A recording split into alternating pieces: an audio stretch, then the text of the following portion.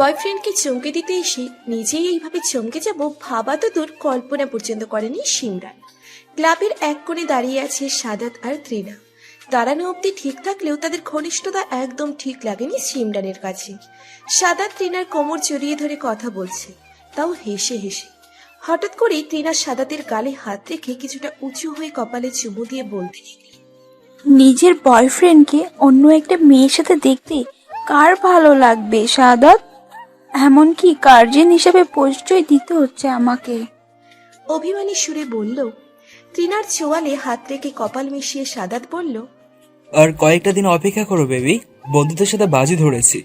সিমরানকে আমার পিছু বাদুর নাচ নানা চালে কি হবে? জানো তো কত টাকার বাজি এটা? ত্রিনা হেসে বলল, শুধুমাত্র এই জন্যই তো কষ্ট সহ্য করছি। কথাগুলো বলে দুইজন তাদের ভালোবাসা প্রকাশ করতে ব্যস্ত হয়ে পড়ল। সিমরান এক মুহূর্ত দেরি না করে ক্লাব থেকে বের হয়ে পড়ল। ভীষণ কান্না পাচ্ছে তার। সে যে কান্না নয়, ভয়ানক কান্না। বুকে এক প্রকার ব্যথা অনুভব করছে সে। বাসে এসে ফ্রেশ হয়ে দরজা বন্ধ করে শুয়ে আছে। রাত 1টায় ফোন আসলো সাদাতের নাম্বার থেকে। গলা স্বাভাবিক করে ফোন রিসিভ করলো। হ্যালো জান, তোমাকে কতবার বলেছি আজ আসতে। জানো কত মজা হয়েছে, সবাই খুব মজা করেছে। শুধুমাত্র আমি ছাড়া, তোমাকে ছাড়া তো আমার এই জীবন আধার। ক্লাবের এক কোণায় বসে বসে শুধু তোমার কথাই ভেবেছি আমি। সিমরান হাসল। ওই পাশ থেকে হাসির শব্দ শুনে সাদাত আবার বলে উঠল, আমার কথা শুনে তোমার হাসি পাচ্ছে? হাসি কেন পাবে আজব। আচ্ছা, তোমাকে আমার এত মনে পড়ছিল, একবারও তো ফোন দাওনি। ফোন দিলে অবশ্য মনটা ভালো থাকতো, তাই নয় কি? সাদাত কেসে উঠল। এক গ্লাস পানি পান করে গলাটা ঠিক করে আবারও আদুরি ও অভিমানী সুরে বলল, কেন ফোন দিব? কেন ফোন দিব? তোমার সাথে তো আমার কোনো কথাই নেই। কতবার করে বলেছি জান, আসো প্লিজ আসো জান, কিন্তু তুমি তো আসলেই না। সেই জন্যই তো রাগ করে ফোন দেয়নি।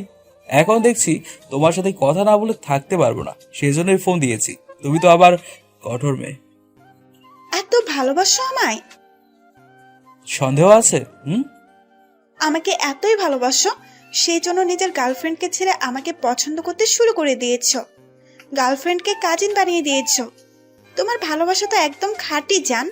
তোমার এই ভালোবাসা তো লাইলে মজনুকেও হার মানাবে।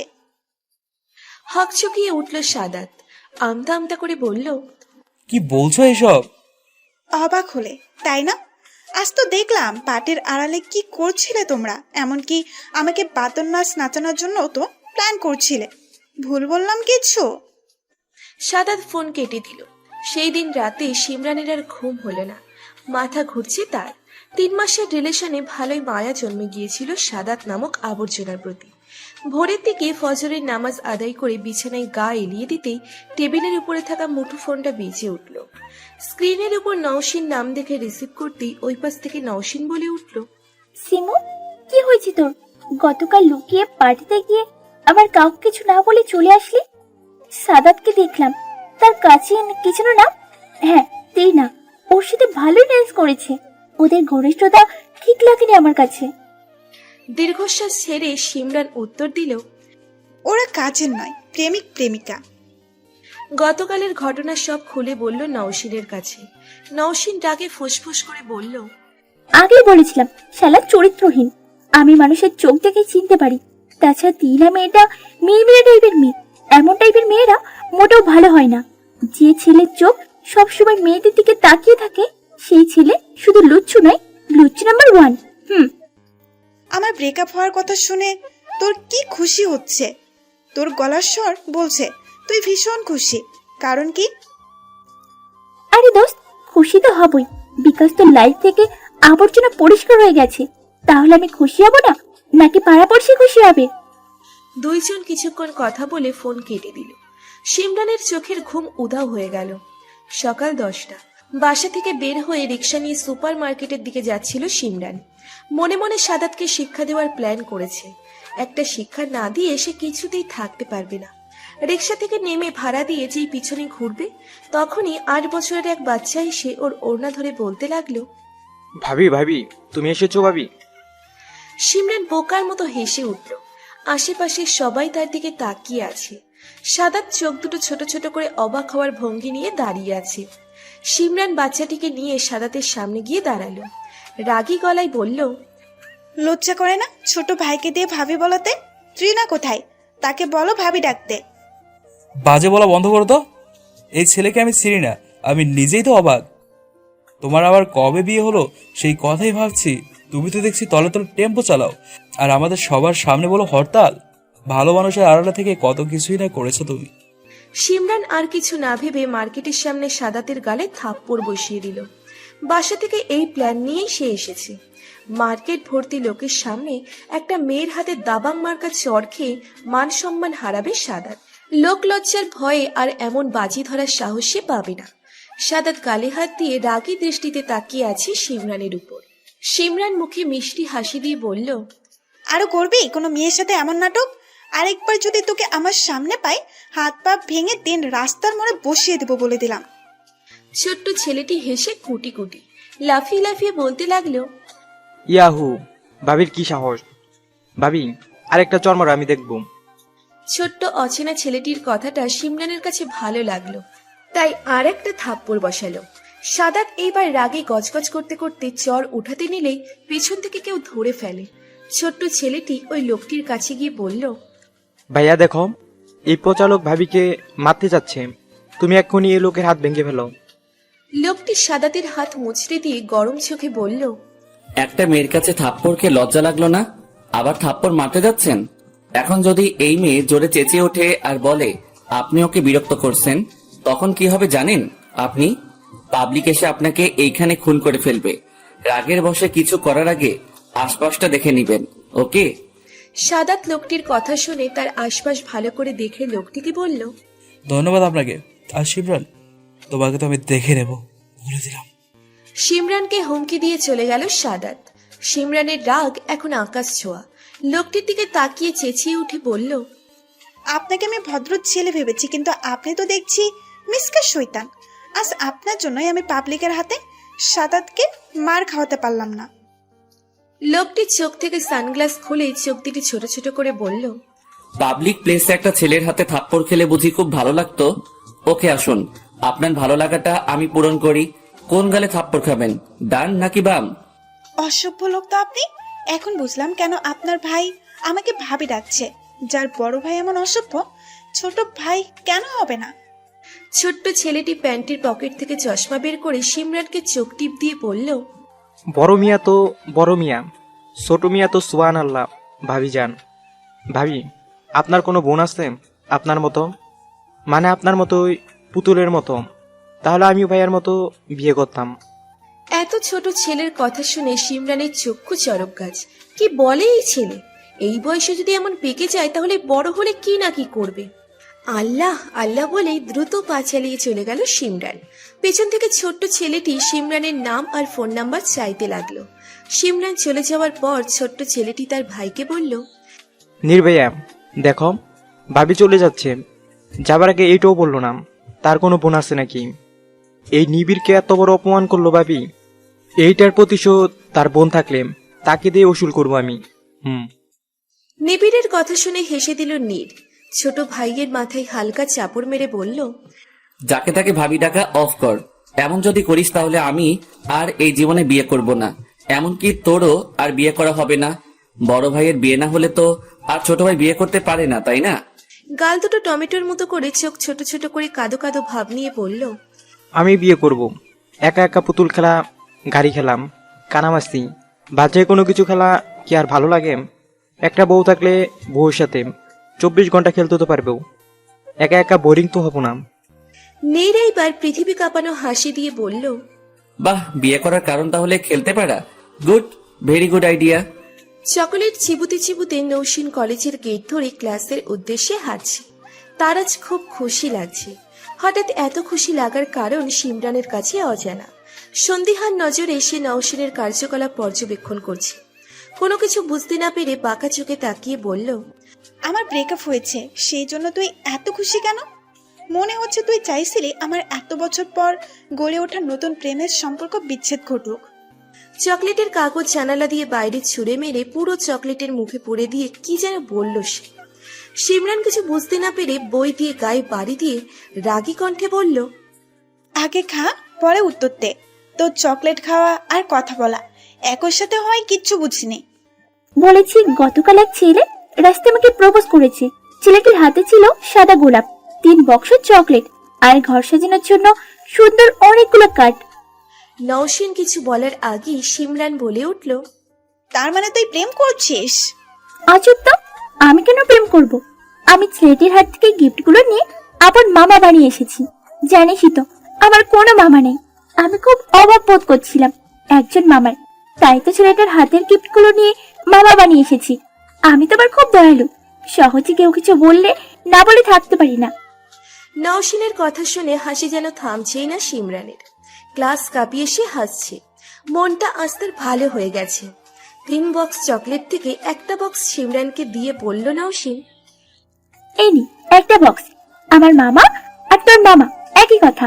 আর শোন, আজ থেকে আমার এক দূর সম্পর্কের মামার জন্য নাকি মেয়ে দেখতে যাবে। শুনেছি পছন্দ হলেই নাকি কাবিন পড়িয়ে আসবে। তুই যাবি না? দূর সম্পর্কের আত্মীয়, আব্বু যেতে পারে। দুইজন কিছুক্ষণ কথা বলে ক্লাসে মনোযোগ দিল। তীব্র রোদে পা বাড়িয়ে হাঁটছে সিমরান, মাথার উপর দিয়ে পাখি উড়ছে। গাছের নিচে দাঁড়িয়ে হাতকে দূরবীন বানিয়ে আকাশের দিকে তাকাতেই মনটা তার নেচে উঠল। মুক্ত আকাশে আজ কি সুন্দর ভাবেই না পাখিগুলো উড়ছে। পশু কিংবা পাখি কেউ কারোর সাথে বিশ্বাসঘাতকতা করে না মানুষের মতো। মানুষ সবকিছু বুঝে সত্ত্বেও স্বার্থ রক্ষা করার জন্য সবকিছু করতে পারে, কিন্তু এই পশু পাখিগুলো কোনোদিন এমন কাজ করবে না। সিমরানের কাছে মনে হলো প্রকৃতির সেরা সৌন্দর্য হলো ফুল আর পাখি। আজ যদি পাখি ফুল না থাকতো তাহলে প্রকৃতির সৌন্দর্য একেবারেই বেমানান হয়ে যেত। হঠাৎ গাছের পাশে একটি কোকিল পাখি কু কু সুরে ডাকতে ব্যস্ত হয়ে পড়ল। কোকিল পাখির সাথে যদি কেউ কু কু বলে তাহলে সে রেগে আরো বারবার ডাকতে থাকে। সিমরান কোকিলকে রাগানোর জন্য কু কু বলতে লাগলো। পেছন থেকে একটা বাচ্চার কণ্ঠ শুনে পিছনে তাকিয়ে অবাক হয়ে তাকিয়ে রইল সিমরান। বাচ্চাটি আর কেউ না, নিবিড়। নেল টি শার্ট আর 3/4 প্যান্ট, মাথায় টুপি, চোখে ব্ল্যাক সানগ্লাস। কোমরে হাত রেখে সিমরানকে উদ্দেশ্য করে নিবিড় বলল, কোকিলের সাথে সাথে যদি কেউ ডাকে তাহলে তার প্রেম খুব শীঘ্রই হয়। কোকিল হলো ভালোবাসার পাখি। কোকিলের কণ্ঠে সব সময় প্রেমময় সুর থাকে। সেই সুরে যদি কেউ মোহিত হয়ে যায় তখন সেও প্রেমে পড়ে যায়। তুমি খুব তাড়াতাড়ি প্রেমে পড়বে ভাবি। সিমরানের মুখ হা হয়ে আছে। এইটুকু ছেলে বলে কি? কথা শুনে মনে হচ্ছে প্রেম বিষয় নিয়ে সে পিএইচডি কমপ্লিট করে ফেলেছে। কিন্তু আজ মনকে শক্ত করে কঠোর হয়ে এই পিচ্চি ছেলেকে বকা দিবে, কঠিনতম বকা দিবে। আজ এই সিদ্ধান্ত নিয়ে চোখ পাকিয়ে বলল, এখনো দুধের দাঁত পড়ে নাই আর তুমি কিনা প্রেম নিয়ে কথা বলছো? এখন তো কার্টুন দেখার বয়স তোমার। যাও বাসায় গিয়ে ভাব কমিয়ে কার্টুন দেখো। সামনের 2টা দাঁতের দিকে আকর্ষণ বাড়িয়ে সিমরানকে বলল, ভাবি, আমি 2টা দাঁত জন্মের সময় থেকে নিয়ে আসছি, তাই এই 2টা দাঁত দুধের দাঁত না। তাছাড়া একা একা কার্টুন দেখতে বোরিং লাগে। সেই জন্যই তো বলছি, তোমার কোনো বোন আছে? আপন বোন না থাকলেও চাচাতো, মামাতো, ফুপাতো, খালাতো আছে এমন কোনো বোন? সিমরান এইবার নিবিড়ের সামনে গিয়ে দাঁড়ালো। কিছুটা ঝুঁকে চোখ মুখ কুঞ্চিত করে বলল, তোমার সেই অসভ্য ফাজিল ভাইয়া তোমাকে এইসব শেখাচ্ছে তাই না? আই, তোমার বাড়ির ফোন নাম্বার দাও তো, তোমাদের 2 ভাইয়ের নামে বিচার দিব।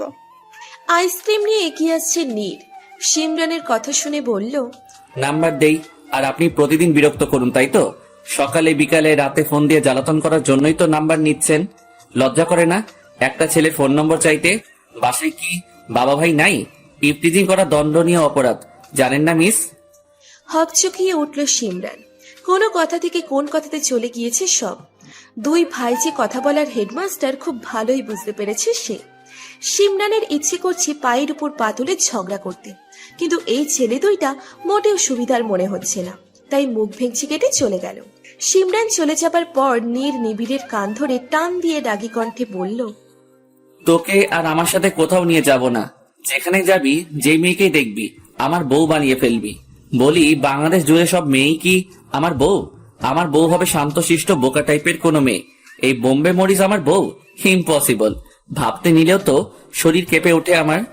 নীরের হাত সরিয়ে কান ডলতে ডলতে বলল নিবিড়, ওকে যাও, তাহলে এই বোম্বে মনীষ ভাবিকে আমি বিয়ে করব যখন ভাবির মতো বড় হব। সিমরান বাসায় এসে ফ্রেশ হয়ে চুলের পানি মুছে আয়নার সামনে দাঁড়িয়ে রইল। মুখে তার এক চিলতে হাসি। নিজেকে দেখে নিজেই বলে উঠল, এইভাবে যদি বরের সামনে যাই, বেচারা বর তো দেখি আহত হয়ে যাবে, যেখানে আমার চোখে সরছে না। ড্রেসিং টেবিল থেকে কাজল নিয়ে চোখে পরিয়ে দিল। কানের নিচে একটু কাজল দিয়ে আবারও বলল, কারণ নজর যেন না লাগে মিস সিমরান। বাচ্চা ছেলেটি কিন্তু ঠিকই বলেছে, তুমি দেখতে পুতুলের মতো। কি পাকা ছেলে। সত্যি যদি ছোট বোন থাকতো, তাহলে ছোট বোনের জন্য ঘর জামাই করে নিয়ে আসতাম। দরজার কাছে এসে দাঁড়িয়ে মিসেস পাপিয়া তড়িঘড়ি করে বলতে লাগলো, তাড়াতাড়ি রেডি হয়ে নে, পাত্রপক্ষ দেখতে আসবে। হঠাৎ এমন কিছু শোনার জন্য মোটেও প্রস্তুত ছিল না সিমরান। ভেবেছে মায়ের দুষ্টুমি, তাই দুষ্টু হেসে বলল, ও মাদার কুইন, বিকেল বিকেল মজা না করলে হয় না। জানাই তো, বিয়ের কথা শুনলে আমার খুব বিয়ে বিয়ে পায়, কিন্তু তোমরা তো বিয়ে দিবে না, তাহলে কেন লোক দেখাচ্ছ? সিমরানের কথা শুনে মিসেস পাপিয়া চুপ করে দাঁড়িয়ে রইলেন। চুপ থাকার কারণ অবশ্যই আছে, কারণ ওনার পাশে ছেলের ফুপু দাঁড়িয়ে আছেন। ছেলের ফুপু দরজার আড়াল থেকে কাঁদতে শুরু করলেন। সিমরান ওনাকে দেখে ওড়না নিয়ে মুখ ঢেকে ফেললেন। পরিবেশ ঠিক করার জন্য মিসেস পাপিয়া বেগম বলে উঠলেন, ও একটু এমনি, সবসময় মজা করে মেয়েটা আমার, আপনি কিছু মনে করবেন না। মহিলাটি সিমরানের দিকে তাকিয়ে থেকে উচ্চস্বরে বললেন, মেয়েদের সাথে এমন ফ্রি হওয়া ঠিক না। দেখেছেন তো কিভাবে নির্লজ্জর মতো কথা বলছে। আমাদের বাড়িতে আবার এইসব কথা একদম অ্যালাউ না। সিমরান কিছু বলতে যাবে, তার আগেই ওর আম্মু বলে উঠলেন, নিচে সবাই ওয়েট করছে, আমাদের যেতে হবে। শিমু, কালো শাড়িটা পরে নিচে আয়, আর কোনো কথা না। কথাটা বলে হনহন করে চলে গেলেন তারা। সিমরানের মাথার উপর যেন আকাশ ভেঙে পড়েছে। হঠাৎ করে কি সব হয়ে যাচ্ছে। মায়ের কথা তো অমান্য করা যাবে না, সেই জন্য আলমারি থেকে শাড়ি বের করে পরতে লাগলো। হঠাৎ পাত্রপক্ষের সামনে মাথা নিচু করে বসে আছে সিমরান। এক ঝাঁক মানুষ এসেছে, কমসে কম 15 জনের কম হবে না। মাথাটা উঁচু করে একবার আশেপাশের লোকগুলো দেখে আবারও মাথা নিচু করে রাখলো। এত লোকের মাঝে অস্বস্তি লাগছে তার, কিন্তু ছেলেটিকে দেখতে ভীষণ ইচ্ছে করছে। শুনেছে খুব ভালো জব করে, দেখতে অনেক লম্বা, গায়ের রং শ্যামলা, স্বাস্থ্য ভীষণ ভালো। একজন মহিলা জিজ্ঞেস করলো, কোন ক্লাসে পড়াশোনা করছো? অনার্স 3য় বর্ষে। বাংলায় পড়া তো খুবই এগিয়ে গিয়েছো, তো অন্যান্য পড়াশোনা সম্পর্কে কিছু জানো? সিমরান অন্যান্য পড়া বলতে বুঝতে পারল না। প্রথমবার সে পাত্রপক্ষের সামনে বসে আছে। এইসব প্রশ্ন আগে কোথাও শোনেনি। মনের ভিতর না বোঝা প্রশ্নকে সে নিজের আরেকটি প্রশ্ন বানিয়ে বলল, অনন্য পড়াশোনা বলতে বুঝিনি আমি, আরো পড়া বাকি আছে। শান্ত গলায় বললাম। খুব বয়স্ক করে একজন লোক বলে উঠল, আরে মায়া তো দেখছি খুব বেয়াদব। আমরা মাইয়া দেখতে আসছি, এখন দিয়ে মাইয়া নিজেই আমাদের প্রশ্ন করে। ভদ্র দেখতে একজন মাঝবয়সী লোক বলে উঠলেন, চাচা কি বলছেন এসব? মেয়েটি বুঝতে পারেনি তাই জিজ্ঞাসা করছিল, ওকে বুঝিয়ে বললেই তো উত্তর দিয়ে দিত। আমি বলছি, মা তুমি কোরআন তেলাওয়াত করতে পারো? জি। বয়স্ক লোকটি বিরক্তি ভাব নিয়ে আরেকজন মহিলাকে কি যেন ইশারা করলেন। মহিলাটি তখন ফাটা বাঁশের সুরে বলল, ইয়াসিন সূরার 6 নম্বর মুবিন বলো তো। সিমরানের ভীষণ কান্না পাচ্ছে। সে ইয়াসিন সূরার 3 নাম্বার পর্যন্ত মুখস্থ করেছে, কিন্তু এখন 6 নাম্বারটি বলতে হবে। যদি জানতো পাত্রপক্ষরা এমন হয়, তাহলে নিশ্চয়ই পালিয়ে গিয়ে বিয়ে করত। সিমরানের নীরবতা দেখে সবাই বুঝতে পেরেছে। ওই ভদ্রলোকটি পরিবেশ ঠিক করার জন্য বলল, মা তুমি যে কোনো সূরা বলো, যেটা পারো সেটাই। সিমরান মনে মনে লোকটিকে ধন্যবাদ দিল। লজ্জার হাত থেকে সে কিছুটা হলেও বাঁচতে পেরেছে, তাই ইয়াসিন সূরার প্রথম 2টা মুবিন বলল। ছেলেটিকে বসানো হলো সিমরানের পাশে। পুরো শরীর কাঁপছে তার। এ তো ছেলে নয়, যেন জল হস্তি। এত লম্বা, কমসে কম 6.5। ওজন 100-র নিচে হবে বলে মনে হচ্ছে না। ছেলেটি বেশ কিছু প্রশ্ন করলো। প্রশ্ন করা শেষ হলে সিমরান চলে গেল তার রুমে। প্রায় 1 ঘন্টা পর খবর এলো আজকেই বিয়েটা হয়ে যাবে। তবে মেয়ের বয়স বেশি, সেই জন্য নাকি বেশ মতো বিরোধ হয়েছে। ভদ্রলোকটি নাকি বুঝিয়ে সুঝিয়ে রাজি করিয়েছে। সিমরানের আত্মীয়ের মধ্যে কয়েকজনকে ডাকা হলো। আজ কাবিন পড়িয়ে পরে বিয়ে ঠিক করবে। সিমরানের বাবা মা এমন হুটহাট বিয়েতে রাজি নয়। তারা তাদের একমাত্র মেয়ের বিয়েতে আনন্দ উল্লাস করবে। শেষমেশ সিদ্ধান্ত নেওয়া হলো জাস্ট কাবিন হবে। শুরু হলো সাজগোজ। কাবিন পড়ানোর ঠিক 10 মিনিট আগে আবারও ভেঙে গেল সিমরানের বিয়ে। ছেলেপক্ষরা কিছুতেই বিয়ের পর মেয়েকে পড়াবে না, কিন্তু সিমরানের বাবা কিছুতেই এই শর্তে রাজি হবে না। এর ফলে যদি মেয়ের বিয়ে ভেঙে যায় তাহলে যাক, তবুও তার কোনো আফসোস নেই। বিয়েটা অবশেষে ভেঙে গেল। মানুষ ভর্তি লোক নিমেষেই চলে গেল। কথাটা শুনে সিমরান কিছুক্ষণ লুঙ্গি ড্যান্স দিতে লাগলো। ভয়ানক ফ্যামিলিতে সে কিছুতেই বিয়ে করতে চাইছিল না, কিন্তু পরিবারের জন্য মুখ ফুটে কিছু বলেনি। তবে ছেলেটি তার পরিবারের মতো ছিল না। আড়ালে সে বলে গিয়েছিল, আপনাকে আমার খুবই পছন্দ হয়েছিল, কিন্তু পরিবারে বাধ্য ছেলে থাকায় আমার পছন্দ শুধু পছন্দই রয়ে গেল। আমার আম্মু অসুস্থ, তাই ওনার সেবা যত্ন করার জন্য কাউকে দরকার। আমিও চাই না আমার জন্য আপনার ক্যারিয়ার নষ্ট হোক। ভালো থাকবেন, আর যদি পারেন আমার মতো খারাপ লোকটিকে ক্ষমা করে দিবেন। আমার পরিবার বউ নয়, বুয়া খুঁজছে। অল্প বয়সী আর কম শিক্ষিত মেয়ে, যার সাথে যেমন আচরণ করা হোক সে যেন সব সহ্য করতে পারে, মুখ ফুটে যেন কিছুই বলতে না পারে। ছেলেটির কথায় কষ্ট ও লজ্জা দুইটাই ছিল। কেন যেন খুব ভালো লাগছিল ছেলেটিকে সিমরানের কাছে, কিন্তু মুখে কিছু না বলে মিষ্টি হাসিতে বিদায় দিয়েছিল সেদিন। এইভাবে চলে গিয়েছিল 10টা দিন।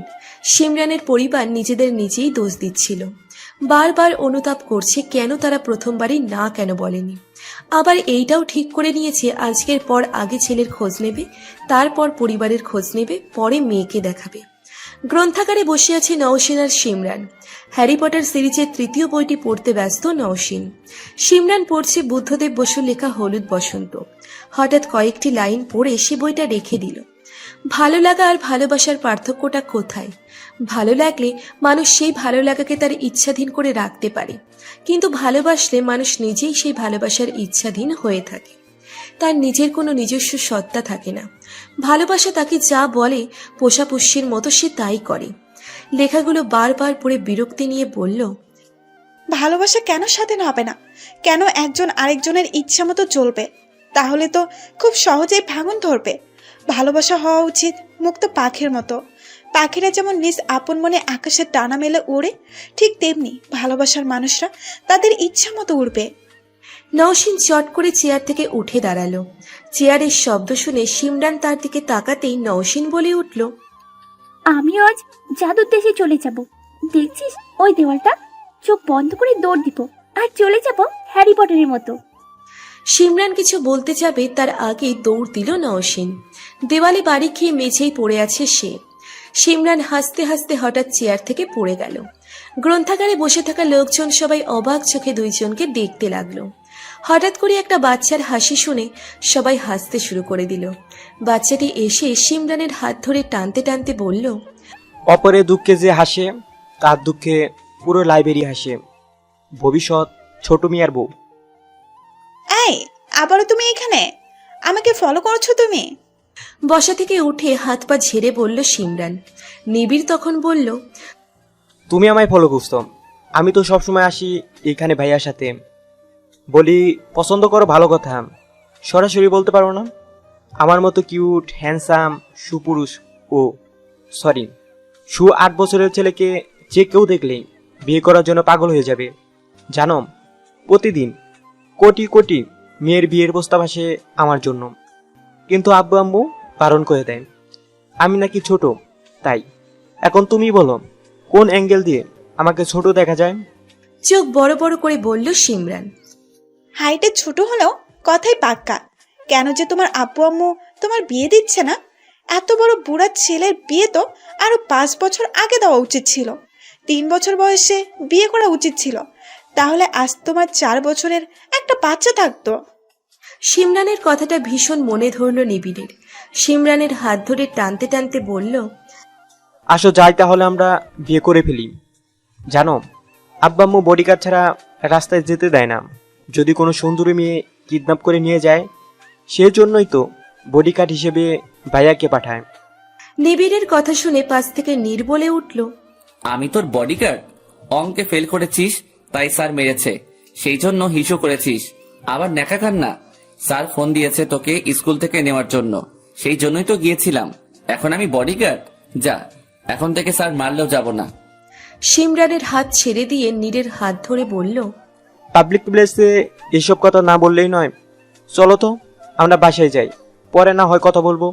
এই এই এই যে সুন্দরী আপু, আমি যাচ্ছি, অন্য একদিন কথা হবে, কেমন? নীর হাসতে হাসতে নিবিড়কে নিয়ে চলে যায়। সিমরান তো হাসতে হাসতে প্রায় মাটিতে গড়াগড়ি খাবে। তখন হঠাৎ নওশিনের কথা মনে পড়াতে গিয়ে দেখলো বেচারি অজ্ঞান হয়ে পড়ে আছে। লোকজনকে বলে বাহিরে বেঞ্চে বসিয়ে মাথায় পানি ঢালতে লাগলো। আকাশটা আজ ভীষণ মেঘলা। একটু পরেই শুরু হবে তার ভয়ানক কান্না। আকাশ থেকে মনে হচ্ছে এই কান্না আজ সারা দিন চলবে। সেই কান্নার সাথে তাল মিলিয়ে চলবে সিমরানের কান্না। অপমান বোধ তাকে ঘিরে ধরেছে। লজ্জা অপমান বিনা কারণে কেউ পেয়ে থাকলে তার কষ্ট হয় ভীষণ। আজ সেদিনের দেখে যাওয়া পাত্রটির সাথে সিমরানের চাচাতো বোনের বিয়ে। সিমরানের চাচাতো বোন আইরিন মাত্র ক্লাস 10-এ উঠেছে। এই সময়ে বিয়ে ঠিক করা হয়েছে। আইরিনের বাবা মা এমন পাত্র কিছুতেই হাতছাড়া করতে চাইছেন না, তাই মেয়ের শৈশব উপভোগ করার আগেই সংসারের ঝামেলায় ঠেলে দিলেন। ওনাদের মতে মেয়েদের এত পড়তে নেই, বেশি পড়ালেখা করলে মেয়ে খারাপ হয়ে যাবে, তখন বড়দের সাথে মাথা উঁচু করে কথা বলবে। সিমরানের বাবা মা খুবই বিরক্ত আইরিনের বাবা মায়ের উপর।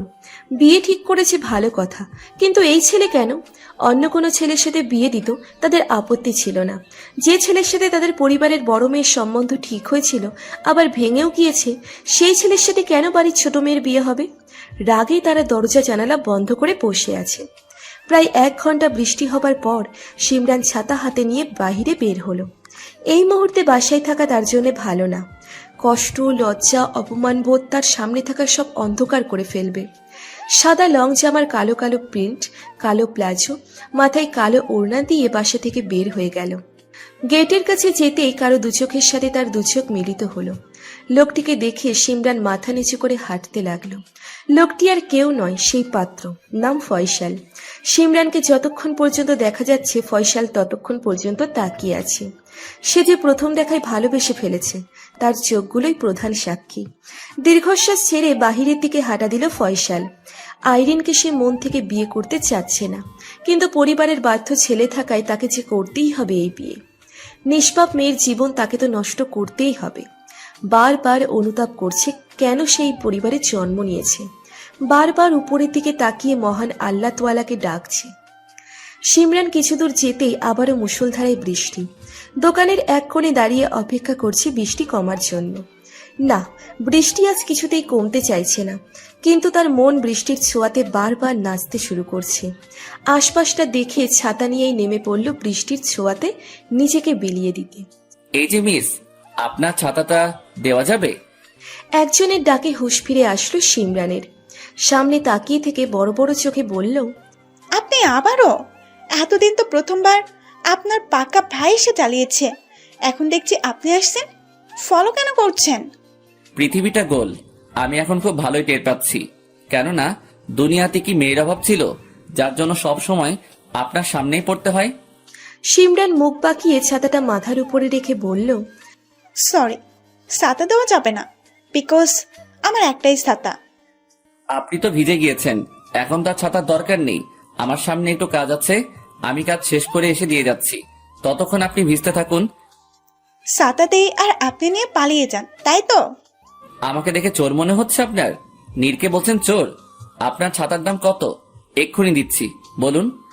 আমি আপনার নাম জানতে চেয়েছি কি? কি ভালো পদ্ধতি নাম বলার। এখন থেকে আমিও বলবো। জানেন এই মিস সিমরান কে? সিমরানের সাথে লাগতে আসলে গুম করে ফেলবো। আমিও তো আপনার নাম জানতে চাইনি, তাহলে কেন বললেন আপনার নাম? হয় হয়, এত সুন্দর ছেলে সামনে থাকলে নাম জানানোর ইচ্ছা তো হতেই হবে, তাই না মিস সিমরান? সিমরান নিজের কথার জালে নিজেই ফেসে গিয়ে চলে যেতে নিলে গর্তে পড়ে যায়। বৃষ্টির পানিতে গর্ত ভরপুর। বেচারি পড়ে গিয়ে কেঁদে কেঁদে বলল, আপনাদের দুই ফায়ের সাথে দেখা হলে আমার দিনটা খারাপ হয়ে যায়। নীর মুচকি হেসে এক হাত বাড়িয়ে দিল। সিমরান হাত ধরে উঠে মুখ ফুসকে বলে ফেলল, ধন্যবাদ। নীর অবাক হওয়ার ভান ধরে বলল, আমাকে আপনি ধন্যবাদ দিচ্ছেন? আমার এই জীবন সার্থক হলো আজ। কথা ঘোরানোর জন্য সিমরান বলল, লাগবে ছাতা? এখন তো ভিজেই গিয়েছি, আর ছাতার দরকার নেই। বাই দ্য ওয়ে, কোথায় যাচ্ছেন? মন ভালো ছিল না, সেই জন্য ঘুরতে আসছিলাম। কিন্তু এখন বোয়াল মাছ ধরে ফেলেছেন। অসভ্য ছেলে, এখন আপনি কোথায় যাবেন? এই তো সামনেই, আসুন আমরা কথা বলতে বলতে যেতে থাকি, মন ভালো হয়ে যাবে আপনার। সিমরান সায় দিল। দুইজন একসাথে হেঁটে সামনে এগিয়ে যাচ্ছে।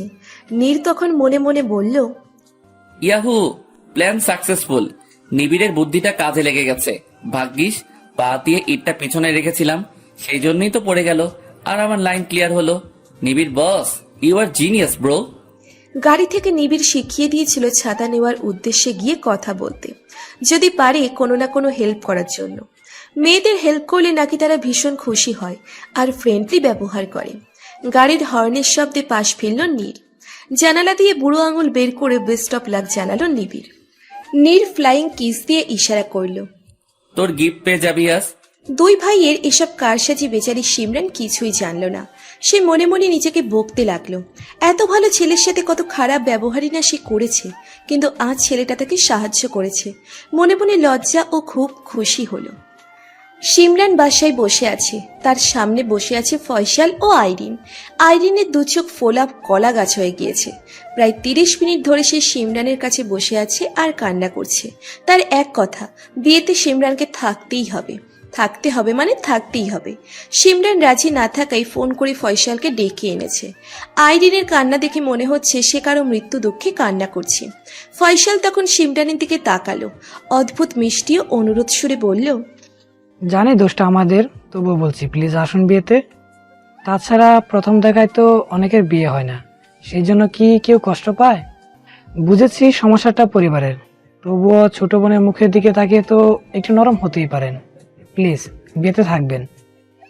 অবশেষে রাজি হলো সিমরান। ছোট বোনের আবদার সে কিছুতেই বারণ করতে পারেনি। তার উপর ফয়সালের অনুরোধ। গায়ে হলুদের শাড়ি পরে হাতে হলুদের ট্রে নিয়ে দাঁড়িয়ে আছে সিমরান। ফয়সালের বাড়ির গেটের কাছে যেতেই লজ্জার বাতাস তার পুরো শরীরটা ছুঁয়ে দিল। সে প্রথমে আসতে চাইছিল না, কিন্তু মায়ের কথা শুনে এসেছে। তার মা তাকে বলেছে, লজ্জা থাকা উচিত, ওই বাড়ির লোকদের তো কেন থাকবে? বিয়েটা আমরা ভেঙেছি, ওরা নয়। আর তুই যে ভেঙে পড়িসনি, এটা তো দেখাতে হবে ওই লোকদের। আমরা মেয়ে বলে কোনো সম্মান নেই আমাদের? লজ্জা কি শুধু আমাদের? আমরা কেন লজ্জা পাবো? লজ্জা তো পাওয়া উচিত ওই বাজে লোকদের, যারা মেয়েদের সম্মান করতে পারে না। আর তোর চাচা চাচি তো ছেলের বাড়ির ঘর, চাকরি, মোটা অঙ্কের টাকা দেখে এত ছোট মেয়েকে বিয়ে দিয়ে দিচ্ছে। এখন ওর খেলার বয়স, কিন্তু ওকে এখন সামলাতে হবে সংসার। ওরা তো আর পড়াবে না আইরিনকে। বেচারি মেয়েটা পড়তে খুব ভালোবাসে, কিন্তু আমাদের কথা তো শুনবে না ওরা।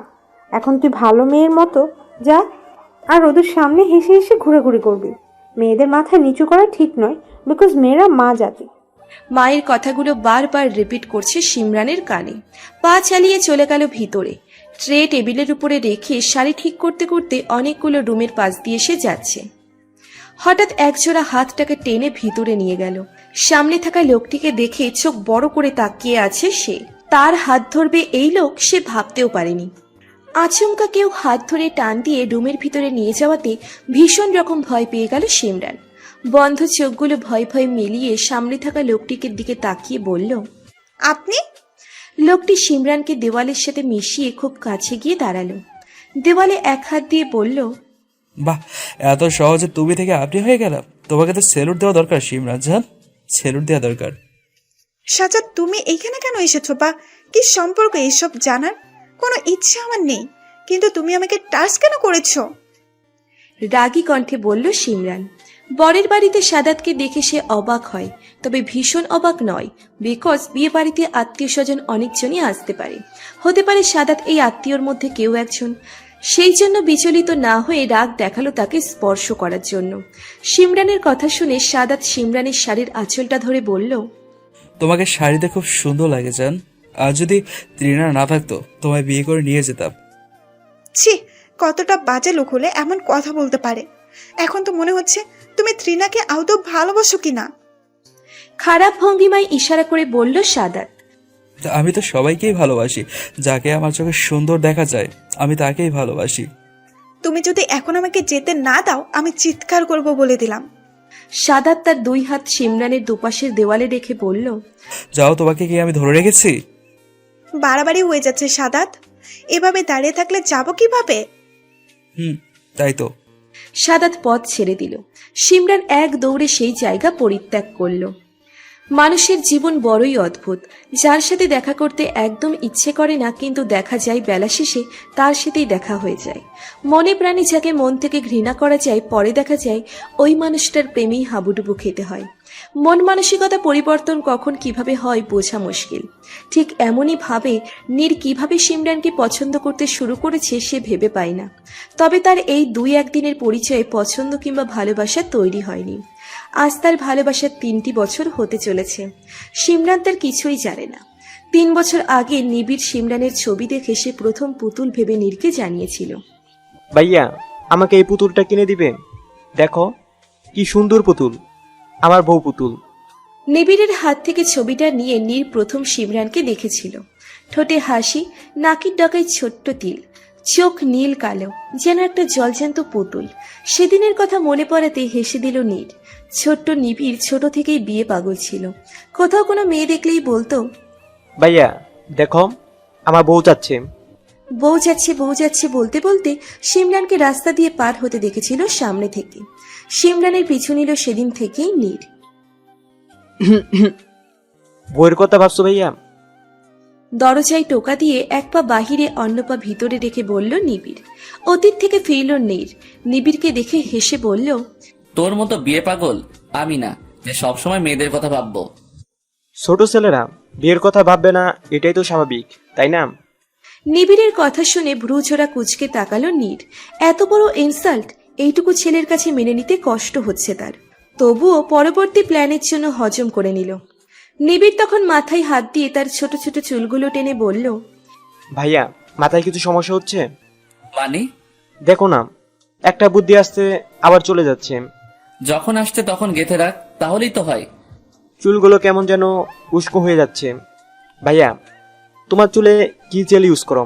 মানে আমি ইউজ করতে চাচ্ছি। এখন তো বাংলাদেশের মেয়েরা পিছনে ঘুরে, তখন পৃথিবীর মেয়েরা আমার পিছনে ঘুরবে। বলো না কি হেয়ার জেল? নীরের এখন নিজের চুল টেনে ছিঁড়তে ইচ্ছে করছে। ছোট ভাইয়ের পাকনামও এখন থেকে খুব জ্বালাচ্ছে। কিন্তু পরবর্তী পদক্ষেপে সাহায্য করার একমাত্র উপায় ছোট ভাই। তাই চুপ থেকে বোকা বোকা হাসি দিয়ে বলল, চল তোকে আজ সুন্দর একটা ছড়া শিখাই। এই ছড়া শিখলে তোর অনেক খেলার সাথী হবে। সত্যি? হুম। তাহলে বলো। বল, আতা গাছে তোতা পাখি, ডালিম গাছে মৌ, এত ডাকি তবু কথা কও না কেন বউ? বল, চুপ করে আছিস কেন? নিবিড় কিছুক্ষণ নিজেই নিজের মাথার চুলগুলো ধীরে ধীরে টান দিয়ে বলল, তোমার ছড়া তো হয় নাই। এই ছড়া বললে তো কোনো মেয়েই আসবে না আমার পাশে, তখন তো সবাই রাগ দেখাবে। নিবিড়ের কথা শুনে আর চোখে তাকিয়ে বলল নীর, তাহলে কোন ছড়াতে সবাই তোর কাছে দৌড়ে আসবে শুনি? শুনো তাহলে, আতা গাছে তোতা পাখি, ডালিম গাছে মৌ, রাস্তাঘাটে যেদিকে তাকাই সব জায়গায় দেখি দাঁড়িয়ে আসছে বউ। নীর এইবার রাগে ছুটে মারতে যায় নিবিড়কে। খিলখিল করে হেসে দৌড়াতে শুরু করে নিবিড়। 2 ভাইয়ের বয়সের এত তফাৎ, তবুও তাদের দুষ্টুমি, ভালোবাসা, বন্ধন, ঝগড়া, ফাইজলামি কোনো কিছুরই কমতি নেই। যেন তারা সমবয়সী। ভাই বোনের বা ভাই ভাইয়ের প্রতি অথবা বোন বোনের প্রতি ভালোবাসা হওয়া উচিত ঠিক এরকমই, যেখানে থাকবে দুষ্টুমি, মাঝে মাঝে শাসন, ভয়ানক আনন্দময় আবদার, নিঃস্বার্থ ভালোবাসা। যাদের ছোঁয়াতে মেতে থাকবে বাড়ির সব আসবাবপত্রগুলো হাসবে সারাক্ষণ তাদের এই খুনসুটিগুলো দেখে। যেদিন দেখবে ভাই বোনের মান অভিমান, সেদিন যেন আসবাবপত্র, ঘর বাড়ি সবকিছুর মাঝে কষ্টের বিরাজ প্রকাশ পাওয়া যায়। বিয়েটা হয়ে গেল আইরিনের। ভালোভাবেই মিটেছে বিয়েটা। আইরিনের মা বাবা যেন হাতে চাঁদ পেয়েছে এমন একটা ভাব নিচ্ছে। সিমরান আজ অনেকদিন পর কলেজের উদ্দেশ্যে হাঁটা দিল। মনটা আজ তার ভীষণ ভালো। আজ বসন্ত, চারিদিকে অশান্ত বাতাস তার মনকে করছে প্রফুল্ল। কথায় আছে, ফুল ফুটুক আর না ফুটুক, আজ বসন্ত। কিন্তু বসন্ত যখন এসেছে, ফুল তো অবশ্যই ফুটবে। চারিদিকে ফুলের সুবাস ছড়িয়ে পড়েছে। আজ সিমরানের মন পাগল পাড়া। গাঁদা ফুলের সাজ আজ সেজেছে সিমরান। গায়ে বাসন্তী রঙের শাড়ি, খোপায় গাজরা ফুল, মাথায় টায়রা আর হাতে পড়েছে কাচের চুড়ি। দূর থেকে অপলক দৃষ্টিতে তাকিয়ে আছে নীর, যেন আজ সে বসন্তের রানীকে দেখছে। নাকের ডগায় ছোট্ট তিলটা খুব সহজেই ধরা পড়ল তার চোখে। কিন্তু বড়ই আফসোস আজ সে সাজেনি। তবে নিবিড় আজ বাসন্তী রঙের পাঞ্জাবি পরে নেমেছে রাস্তায়। তাকে দেখতে একদম পুতুল মনে হচ্ছে। রাস্তা দিয়ে নেচে নেচে যাচ্ছে আর মেয়েদের সাথে পিক নিচ্ছে, গাল টেনে দিচ্ছে, অনেকে চুমুও দিচ্ছে। মেয়েদের কাছ থেকে সরে এসে নীরকে বলল, দেখো ভাইয়া, মেয়েগুলো কত অভদ্র, রাস্তাঘাট কিছু দেখে না নাকি? আমার গালে পাপ্পি দিচ্ছে, ছি কি লজ্জা। তুমি এতটাই কিউট দেখতে, আমারই তো পাপ্পি দিতে ইচ্ছে করছে, দিব নাকি পাপ্পি? পিছন থেকে সিমরানের কণ্ঠ শুনে তাকালো দুই ভাই। নিবিড় দৌড়ে গিয়ে তার গাল পেতে বলল, ভাবি তোমার জন্য তো আমার গাল দুটো ফি, নেও পাপ্পি দাও। সিমরান নিবিড়ের গালে পাপ্পি দিতেই নিবিড় চোখ টিপ দিল নীরের দিকে তাকিয়ে। ইশারাতে বোঝালো এই পাপ্পি সে তার জন্য নিচ্ছে না, নীরের জন্য নিয়েছে। পাপ্পি নিয়ে দৌড় দিয়ে দাঁড়ালো নীরের সামনে, আবারও চোখ টিপ দিয়ে বলল, ভাইয়া তুমি একটা পাপ্পি দাও এই গালে। নীর পাপ্পি দেওয়ার পর নিবিড় মুখ চেপে হাসতে লাগলো। নীর রাগী চোখে তাকাতেই বলল, যার জন্য করি চুরি সেই বলেছ, আব্বু বলেছে সকালে। সিমরান এদিক ওদিক তাকিয়ে নওশিনের জন্য অপেক্ষা করছে। হঠাৎ তার চোখ জোড়া সামনে একজনকে দেখে আটকে গেল। মুখের হাসিটুকু নিমেষেই উধাও হয়ে গেল। চোখের কোণে পানি এসে জমতে শুরু করলো। এ কাকে দেখছে সে? এতগুলো বছর ধরে যার জন্য সে অপেক্ষা করছে, আজ কিনা সে বিয়ের দিন রাতে বাবা মায়ের ঠিক করা ছেলেকে বিয়ে করবে না বলে পালিয়ে গিয়েছিল সেতু। 3 দিন সে অনেক বুঝিয়েছে, কিন্তু কেউ তার কথা শোনেনি। অতঃপর এক প্রকার বাধ্য হয়েই তাকে ত্যাগ করতে হলো পরিবার। আজ 10টি বছর পর সেতুকে দেখে সিমরানের চোখে পানি। সিমরানের খেলার সাথী, ভালোবাসা প্রকাশ করার একজন মাত্র ব্যক্তি ছিলেন সেতু। সেতু সম্পর্কে সিমরানের ফুপু হয়, নিজের নামের সাথে মিল রেখে নাম রেখেছিলেন ভাতিজির। আজ 10টি বছর পর ফুপুকে দেখে ঠিকই চিনে ফেলল সিমরান। পা দুটো বারবার বলছে, এই সিমরান, দাঁড়িয়ে আছিস কেন? দেখ কে তোর সামনে দাঁড়িয়ে আছে, চিনতে পারছিস না? আরে উনি তো তোর ফুপি, যার কাছে তোর ছোটবেলার দিনগুলো অর্ধেক কেটে যেত। যা তাড়াতাড়ি যা ওনার কাছে, জড়িয়ে ধরো ওনাকে। পার্কের কোণে গাছের নিচে দাঁড়িয়ে আছেন মিসেস সেতু রহমান এবং তার স্বামী জনাব শরীফ আহমেদ। বয়স বাড়লেও ভালোবাসা কিংবা আনন্দ কিছুই কমেনি তাদের। মুখ জোরে রয়েছে আনন্দের হাসি। সিমরান সেদিকে পা বাড়ালো, কিন্তু মাঝপথে কিছুটা অভিমান, কষ্ট, রাগ গেঁথে বসলো তার মনে।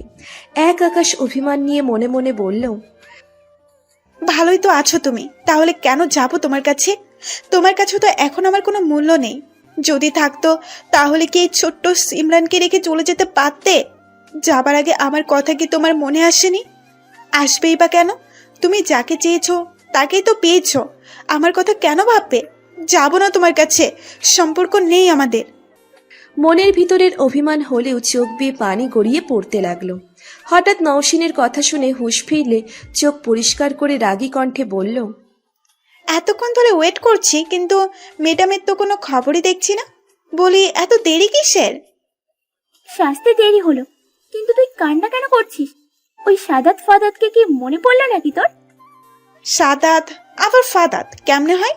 বাই দ্য ওয়ে, এই ফাজিলের কথা কেন মনে করব? শোনো, আমার চোখের পানি এত তুচ্ছ নয় যে খারাপ লোকের কথা ভেবে কান্না করব। আমি তো এত এত কাপল দেখে কান্না করছি। আজ সবাই কাপল হয়ে এসেছে, আর আমরা দুইজন কিনা সিঙ্গেল হয়ে এসেছি।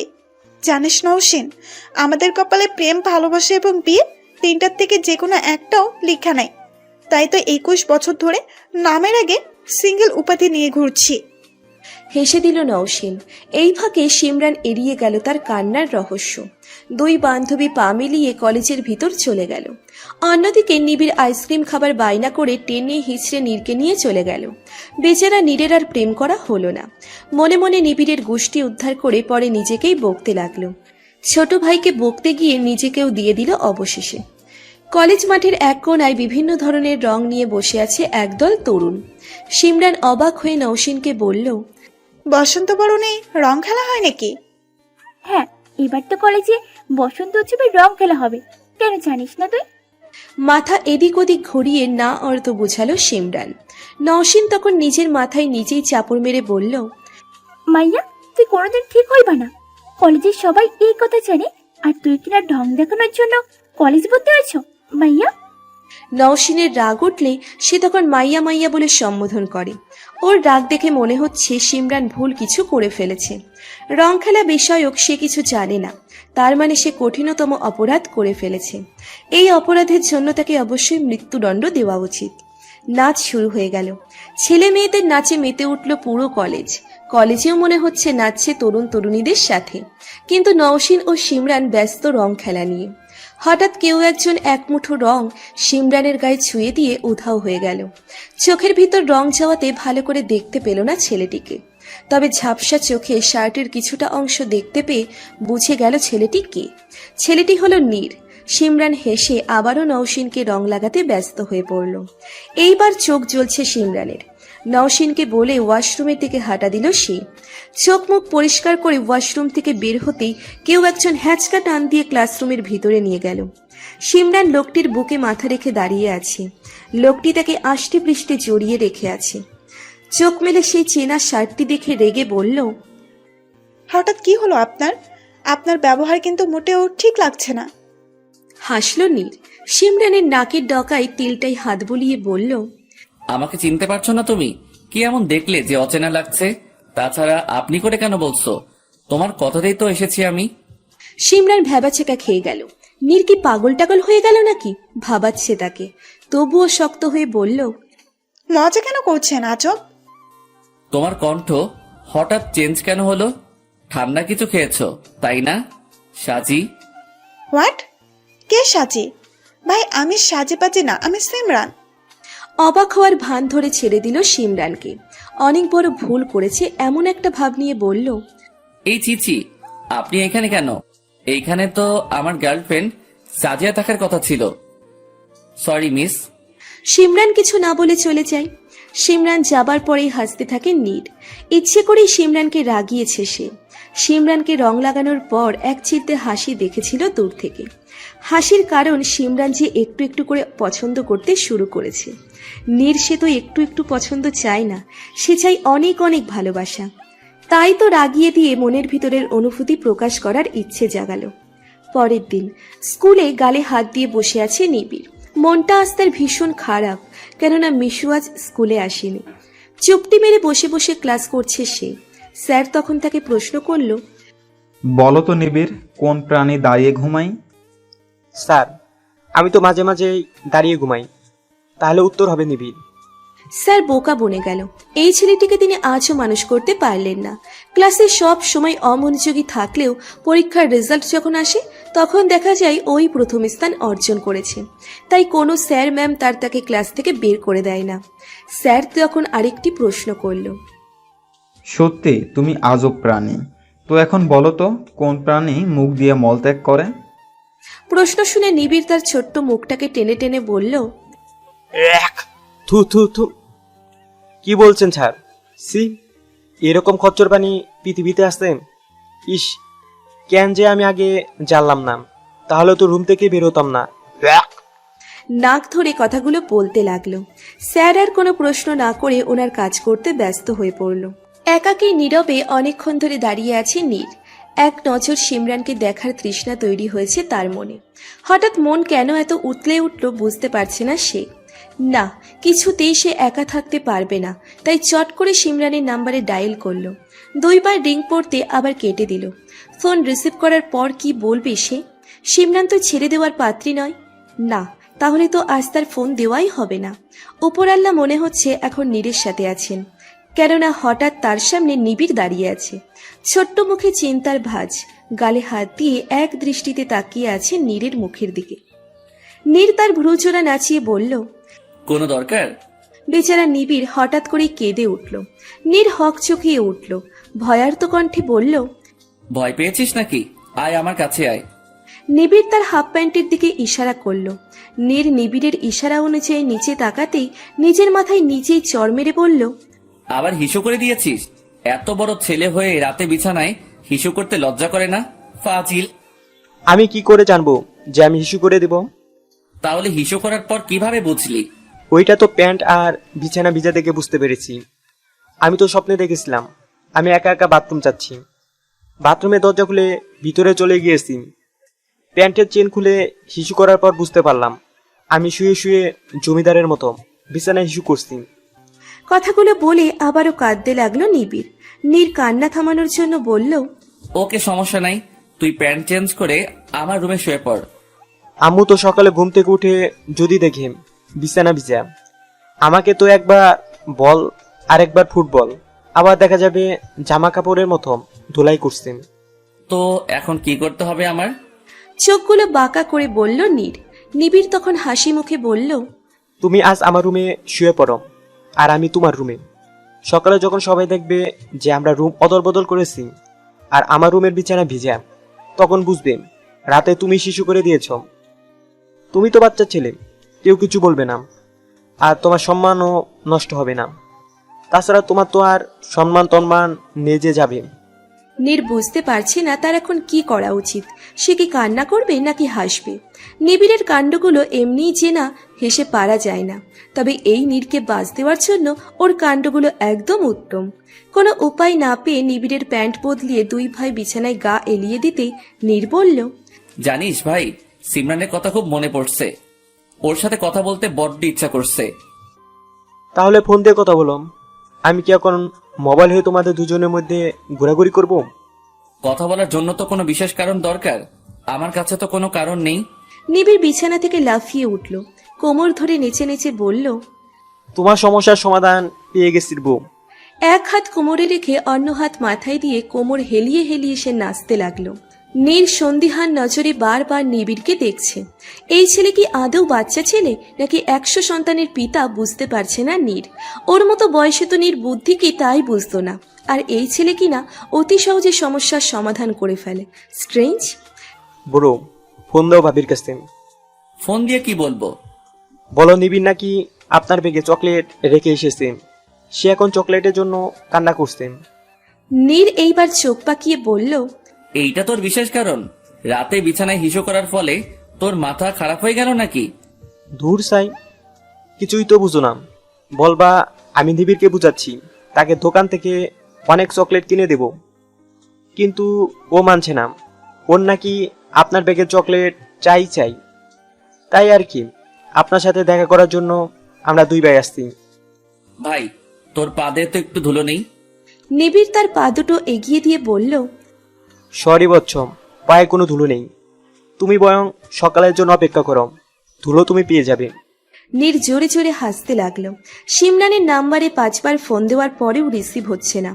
আশা ছেড়ে দিয়ে শেষবারের মতো ফোন দিতেই ওপাশ থেকে ঘুমো ঘুমো কণ্ঠে সিমরান বলে উঠল, কে বলছেন? আমি। আমি তো বুঝলাম, বাট এই আমি মানুষটা কে? নীর আহমেদ। কোন নীর? তোমার ফিউচার সন্তানের বাবা। সিমরান এইবার চমকে উঠল, তড়িঘড়ি করে উঠে বলল, আপনি আপনি আমার ফোন নাম্বার কিভাবে পেয়েছেন? ফোন নম্বর পাওয়া এখন কঠিন কোনো কাজ নয় মিস। ফোন কেন দিয়েছেন? নাকি ওই সাজিয়া ভেবে ফোন দিয়েছেন? মুচকি হাসল নীর। এখনো রেগে আছে সিমরান। আপনার ব্যাগে আমার ছোট ভাই নিবিড়ের চকলেট, এখন সেই চকলেটের জন্য রাত জেগে কান্না করছে। আপনার এলাকায় কি দোকান নেই বা চকলেট কেনার টাকা নেই? রেগে গিয়ে বলল সিমরান। মাঝরাতে চকলেটের জন্য ফোন দিয়ে ঘুম ভাঙল তার। মেজাজ এখন তার 1000 ভোল্ট। ইচ্ছে করছে তার এখন নীরকে মারতে, কিন্তু পারছে না। নীর বুঝতে পারল সিমরান রেগে আছে, তাই আর কিছু না বলে ফোন কেটে দিল। নিবিড়ের ঘুম যেন এখন ধরাছোঁয়ার বাইরে চলে গিয়েছে। সে যেন বড় ভাইয়ের প্রেম সম্পর্কে জানার জন্য ভীষণ আগ্রহী। নীর ছোট ভাইয়ের দিকে তাকিয়ে বলল, বিড়ালের মতো ড্যাব ড্যাব করে তাকিয়ে আছিস কেন? যা ঘুমা। আরেকবার যদি দেখেছি আমাকে আজে বাজে বুদ্ধি দিয়েছিস, তখন তোকে ভূতের কাছে রেখে আসবো। শুয়ে পড়ল নীর। নিবিড় রাগ করে উল্টে ঘুরে শুয়ে পড়ল। নীর তখন পেছন থেকে জড়িয়ে ধরে বলল, মজা করছি বস, আপনার বুদ্ধি কাজে দিয়েছে, কিন্তু এত রাতে তোর ভাবির বাসার সামনে দাঁড়ালে খারাপ ভাববে মানুষ, তাই আর কি যাব না। আমার লিটল ডল। বড় ভাইকে জড়িয়ে ধরে শুয়ে পড়ল নিবিড়। শান্তির ঘুম ঘুমাচ্ছে দুই ভাই। তাদের দেখে মনে হচ্ছে খুবই সুখে আছে তারা। অন্যদিকে সিমরান ভীষণ অবাক হলো নীরের ফোন কেটে দেওয়া দেখে। মনে মনে ভাবছে ভুল কিছু বলে ফেলেনি তো, যার জন্য রেগে গিয়ে ফোন কেটে দিয়েছে। ফোন দিতে গিয়েও দিল না, যদি খারাপ কিছু ভাবে। মনে মনে ভাবলো আবার দেখা হলে সরি বলে ফেলবে। আইরিনের মন খুব খারাপ। শ্বশুরবাড়ি মোটেও ভালো লাগছে না তার, দম প্রায় বন্ধ হয়ে আসছে তার। সারাদিন কাজ করার সত্ত্বেও যখন ক্লান্ত শরীর বিছানায় এলিয়ে দিয়ে বিশ্রাম নিতে চায়, তখনই শুনতে পাই শাশুড়ির চিৎকার। সারাদিন শুয়ে বসে থেকে মোটা হয়ে যাচ্ছে, কাজকর্ম কিছুই করে না। জানলে এই বউ জীবনেও বিয়ে করাতো না। বউ খুবই অলস। আইরিনের চোখের পানি এখন সাগরে পরিণত হচ্ছে। না পারছে সইতে, না পারছে কিছু করতে। এইটুকু বয়সে এতগুলো কাজ করা সত্ত্বেও শ্বশুরবাড়ির মন সে পাচ্ছে না। রাতে স্বামীর কাছে নালিশ করলে ফয়সাল বলে, বিয়ের আগে তোমাকে সবকিছুই বলেছি, আমার পরিবার বউ নয়, বুয়া চাচ্ছে। তাহলে কেন তোমার পরিবার কিংবা তুমি রাজি হলে? আমার টাকা দেখে রাজি হয়েছ? এখন টাকা দেখেই থাকো। অবশেষে স্বামীর কাছেও শান্তি না পেয়ে মুখ চেপে কাঁদতে থাকে আইরিন। এখন বুঝল সে, টাকাই সবকিছু না, ভালোবাসাই সব। বিছানায় শুয়ে পেটে বালিশ চেপে কান্না করছে সিমরান। অসম্ভব যন্ত্রণাতে বারবার কেঁদে উঠছে সে। পেটের নাড়ি ভুড়ি বেরিয়ে আসার উপক্রম প্রায়। না, কিছুতেই সহ্য করা যায় না এই ব্যথা।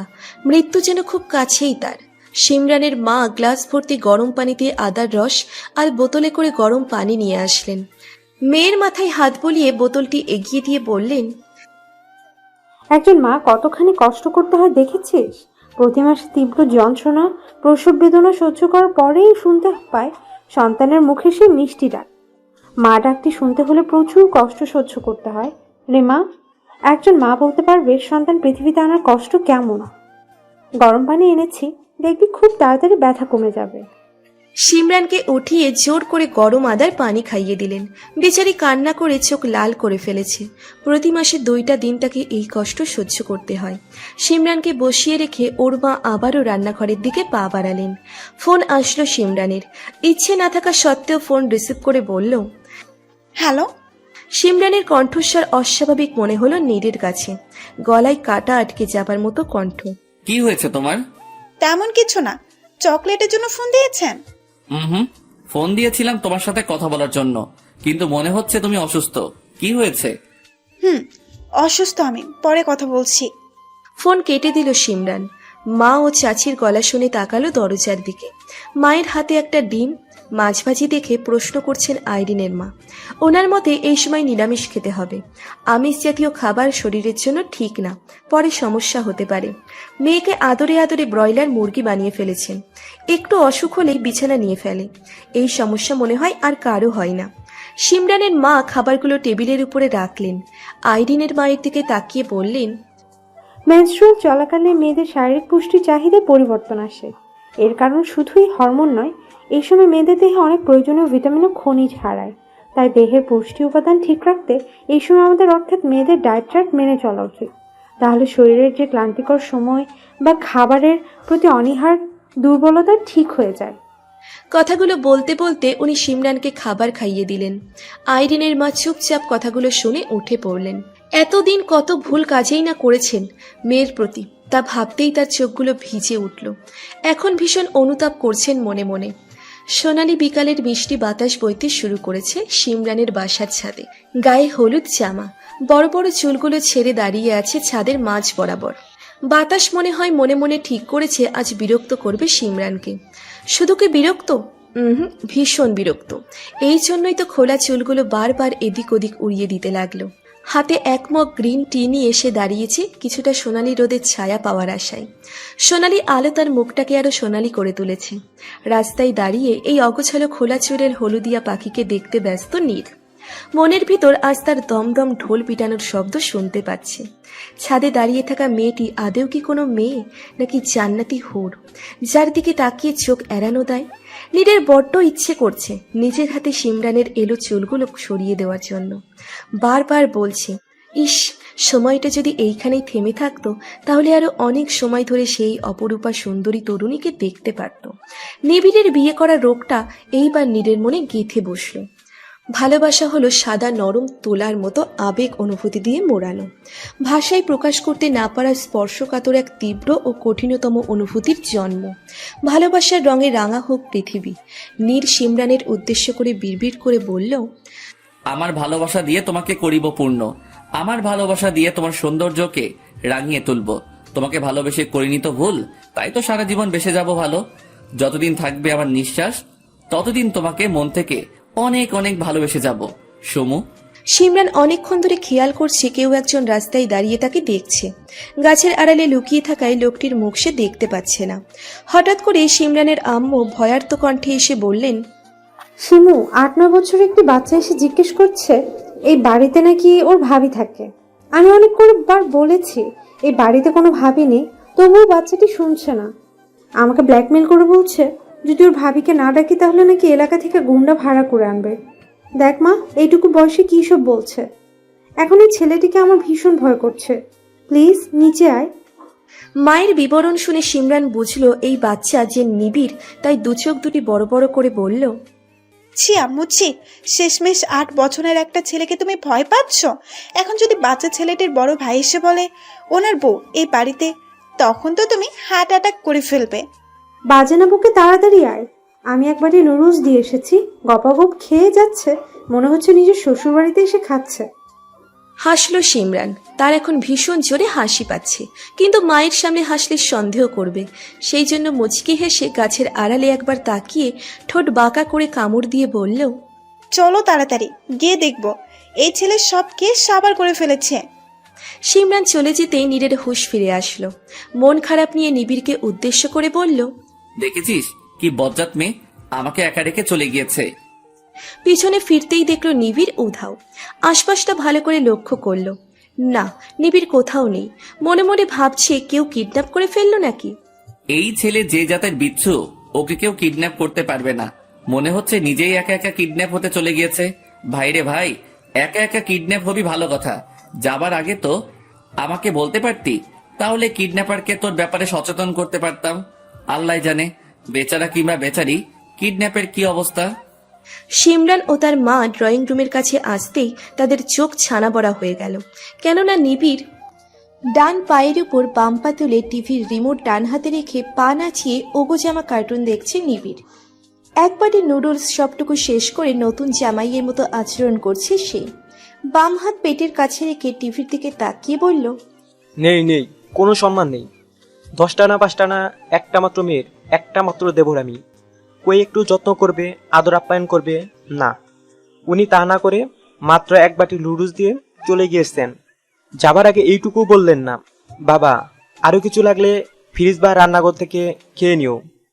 যদি বলে যেত তাহলে তো খেতে পারতাম, তাই না? আমার কি লজ্জা করে না অনুমতি ছাড়া কিছু খেয়ে নিতে? সিঁড়ি দিয়ে নামছিলেন সিমরানের আম্মু ও সিমরান।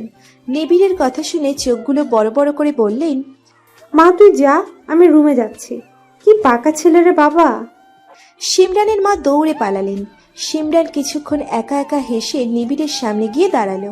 ব্রুজোড়া নাচিয়ে ডান চোখে টিপ দিয়ে নিবিড় বলল, ভাবি এসেছো? ভাবি? এই ছেলে শোনো, আমি এখনো অবিবাহিত। আজ অবিবাহিত, কিন্তু কে বলতে পারে আগামীকাল অবিবাহিত নামের অপবাদ পড়ে যেতে পারে।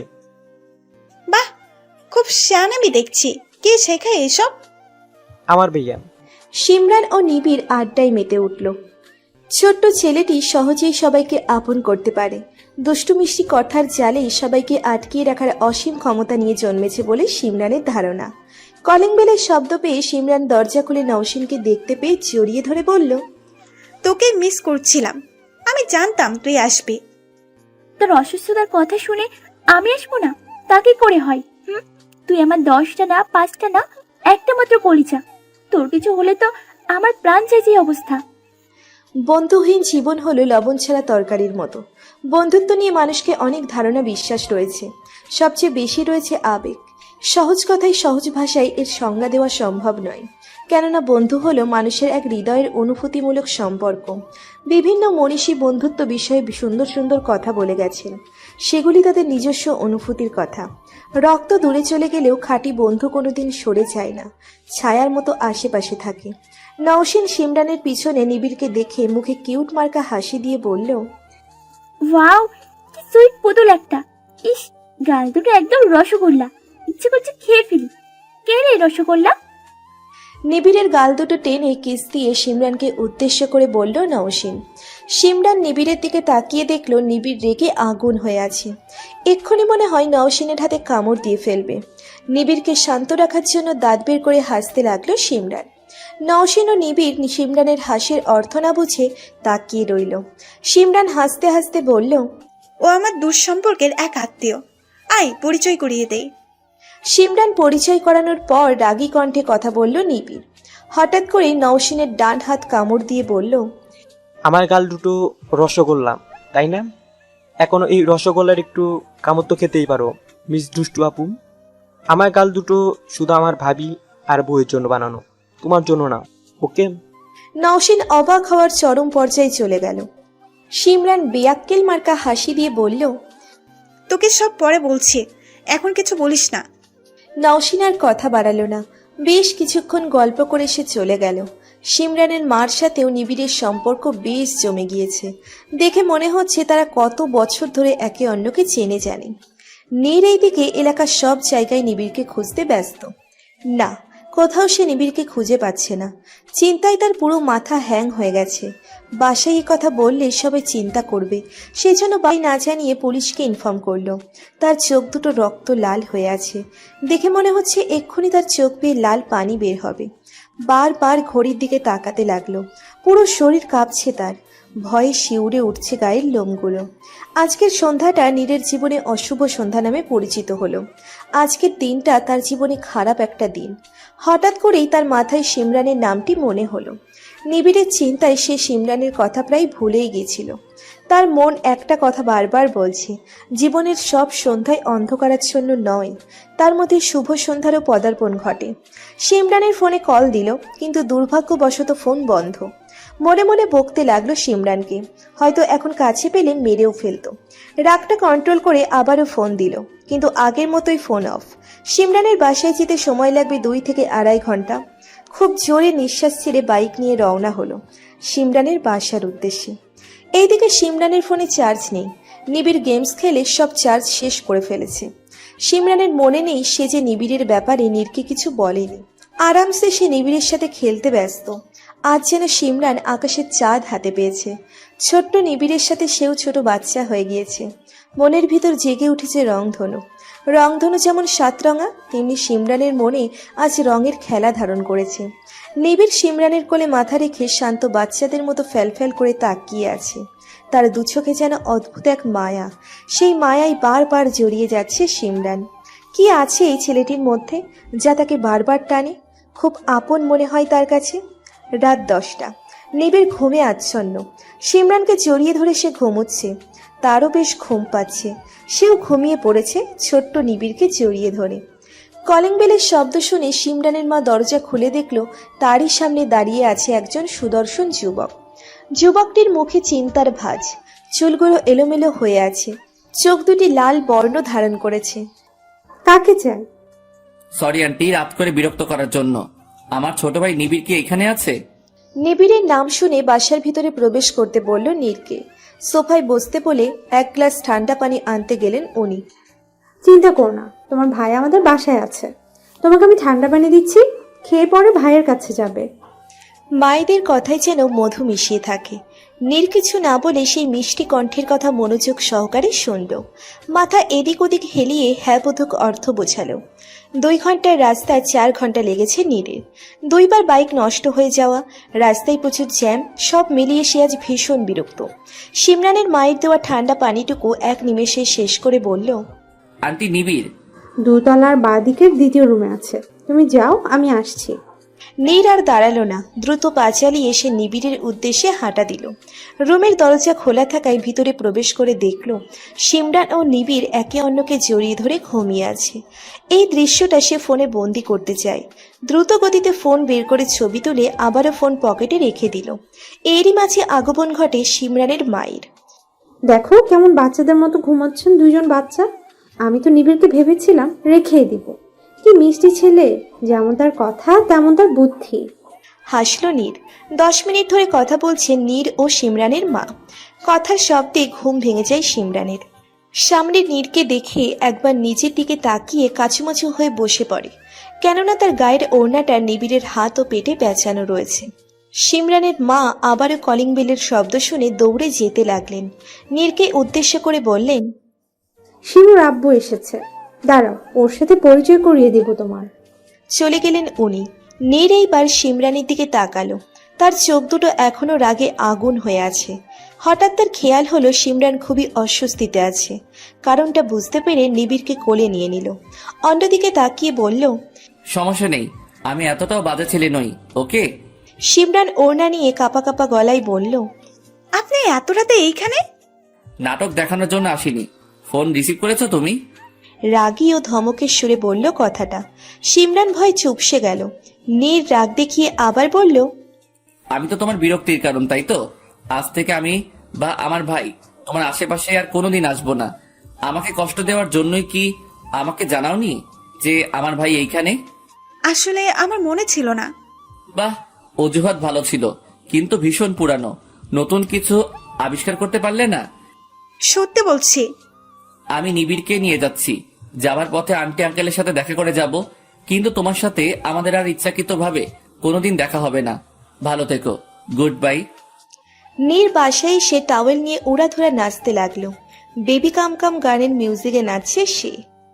নিবিড় তার টলমলো মায়াবী চোখ দিয়ে বড় ভাইয়ের দিকে অপলক দৃষ্টিতে তাকিয়ে আছে। বিছানার উপর পা তুলে গাল ফুলিয়ে বলল নিবিড়, এইভাবে পাগলের মতো নাচছো কেন?